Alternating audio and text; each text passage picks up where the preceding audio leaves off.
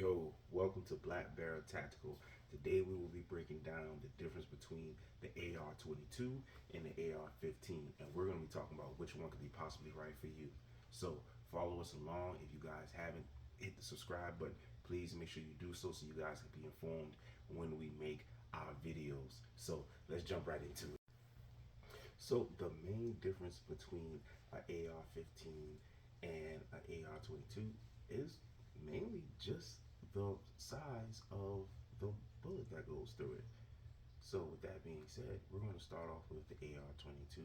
With the AR22, it fires 22 long rifle, and that is it. However, when you look at the AR15, depending on what it's chambered in, it can either do 5.56 or 2.23.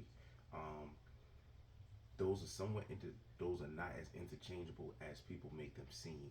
So if your AR-15 is chambered in 5.56, then it can shoot 5.56 and 2.23. However, if yours is chambered in 2.23, you can't, or you're not recommended to shoot 5.56 out of it. Now, when we start looking at recoil and control, the first thing we're going to talk about is the AR22. If you guys notice, I don't have one of the fancy mag tags to let you know that it's not uh, that it's visibly empty, but it is visibly empty. I just have the magazine in here for the effect of the look. So now when we start talking about the recoil, the 22 has almost no recoil on it because again it's a 22, so everything can be rapid fire. You don't have to worry about your aim changing. You don't have to worry about a lot of the things that you necessarily would with a larger gun. Now when you start looking at the AR-15, the AR-15, again, this one is empty as well. I just don't have one of the fat flashy flag things for these two. I do have them for my shotgun, but moving on. You have to start worrying about the recoil when you move up to an AR-15, and because it's such a big gun, it still is manageable. But if you're someone who is a smaller frame or you're not used to shooting guns like this can have somewhat of a learning curve. And so, with that being said, if you're first starting out, this is why I would recommend to people, to start off with the 22, just because of the recoil. And if you're trying to get family members or other people to learn about it, then that would be a nice starting platform for them. The next part we're going to jump into is the cost. And typically, when you start looking at AR-22s, these cost around $400 to $500. I think I got this one on a PSA sale. I think I got it for like 422. Now, when you move over to the AR-15, they can start costing a lot different. I think most quality ones start out at around 575, 6, and they can go up to as much as $1,200. This is a PSA one, and I believe I got this for about 6. So now that we got the cost of the weapon out, we're going to talk about the cost of ammo. Um, 22 is really cheap and prevalent. It is the cheapest round that you can get that off the top of my head. So a box of 150 I got out of Walmart for like $12. And again, 150 rounds, like that's pretty decent. You can shoot that all day. It is quite inexpensive to run this. Now, my AR-15, I think I just loaded up off the St. Patrick's Day sale that PSA had.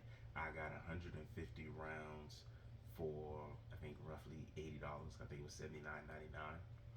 So, and typically that 150 round box, from my understanding, generally costs about 112. So as you can see, there's a big difference, 100 and some dollars versus like 12. So when it talks about getting experience and getting those round down the range to get quality training, this is AR-15 is a lot more expensive than the AR-22 would be. And the last thing we're going to talk about is the purpose. Most of the time when people look at AR-22s, they're looking for training purposes, they're looking for fun, they're looking for just a cheap training exercise toy. Again, we talked about how cheap the ammo was. So now when we look at the AR-15, we know that this is about training, self-defense, and sometimes hunting. Some people use them for hunting or whatever. And so because of how costly it is, a lot of people don't train as well as they need to be proficient with the AR-15 simply because they don't have the funds for the ammo. And if that's the case, then it'd be better for you to get the AR-22. Um,